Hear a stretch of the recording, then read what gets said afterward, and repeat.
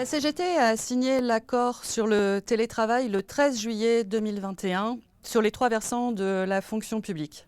Cet accord affirme la nécessité de mettre en œuvre un droit effectif à la déconnexion dans nos administrations. Même si ce n'est pas un sujet exclusif du télétravail, le développement de celui-ci a entraîné une augmentation du temps de travail chez les cadres. Aujourd'hui, selon le dernier baromètre UGICT CGT Cadre, nous sommes 71% des cadres de la fonction publique à travailler fréquemment pendant nos jours de repos et 42% d'entre nous travailleraient plus de 45 heures par semaine. Nous devons concerter et négocier dans chaque ministère, dans chaque service, pour que nos employeurs mettent en œuvre le droit effectif à la déconnexion en dehors des heures de travail.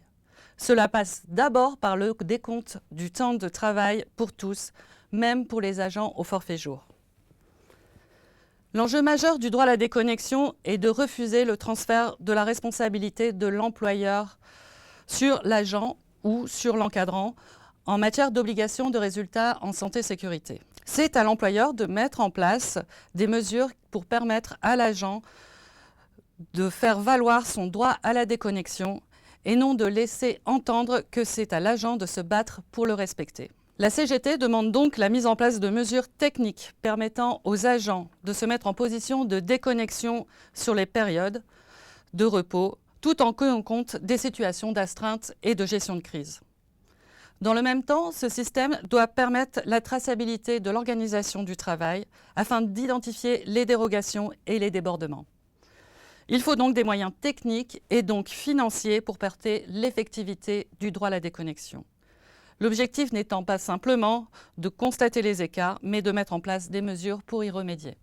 Pour l'encadrement, avec la baisse des effectifs dans la fonction publique et la charge de travail de plus en plus importante, il faut permettre à chaque cadre de pouvoir disposer de marge de manœuvre et d'un pouvoir prescripteur pour intervenir sur l'organisation du travail et la charge de travail individuelle et collectif.